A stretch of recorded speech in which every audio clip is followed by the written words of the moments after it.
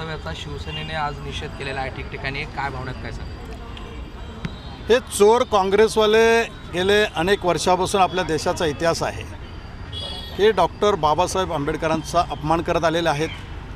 Doctor Babasaheb आंबेडकरांनी ज्यावेळेस संविधान दिलं त्यावेळी या काँग्रेसवाल्यांनी त्यांना त्रास दिलेला आहे.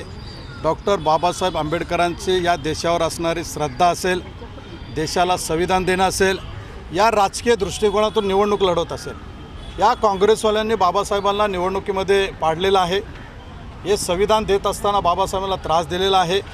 हे काँग्रेसवाले हे डॉक्टर बाबासाहेबांच्या आणि समाजाच्या विरोधात आहेत आणि म्हणून आज या ठिकाणी त्यांच्या जे पोटात होतं ते ओटावरती आलेलं आहे.